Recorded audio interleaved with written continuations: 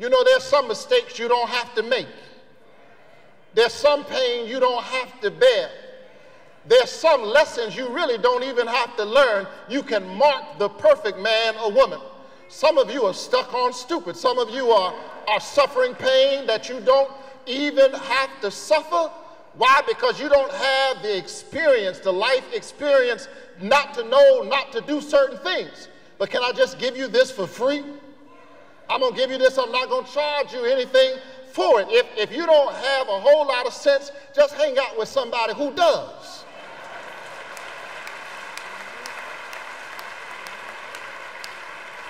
Until you get some sense, just hang out with somebody who has some sense.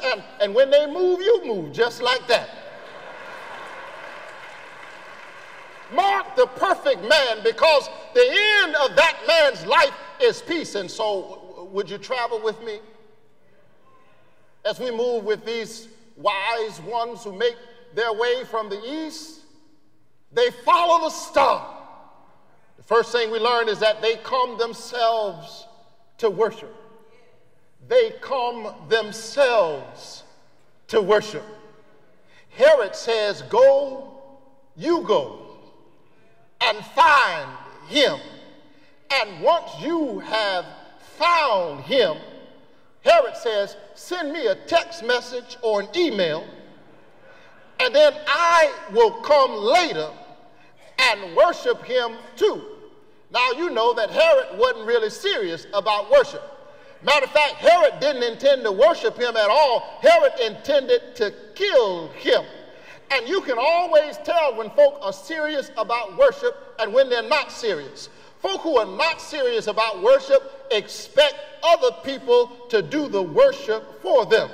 But Mama used to say, child, you got to know the Lord for yourself.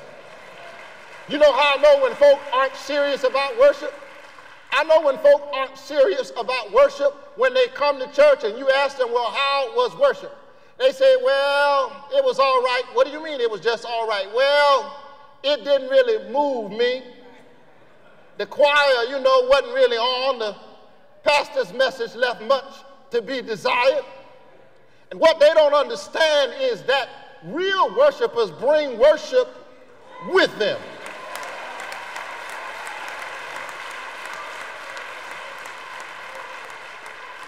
Herod says, you go and worship, and then send me a text message and maybe I'll come later on. Herod doesn't want to do any work. He says, you take the long journey, you get on the camels, water the camels, step in camel manure, deal with the frustrations of fellowship while you're trying to make your way to the stable. And when you get there, maybe I'll join you a little while later. You worship, and based on your worship, maybe I will worship. Don't you know that there's some folk who come to church just like that?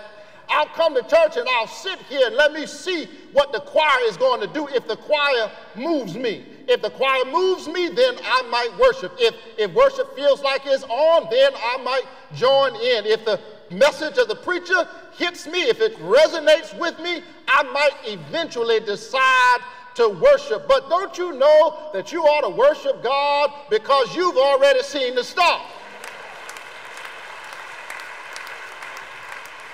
Let me say it again. Now, if you ain't seen nothing, don't do nothing. If you ain't felt nothing, don't act like you felt something. But if you've ever seen a star, if you've ever felt the power of his spirit, if he's ever made a way out of no way, I don't need anybody to move me in worship.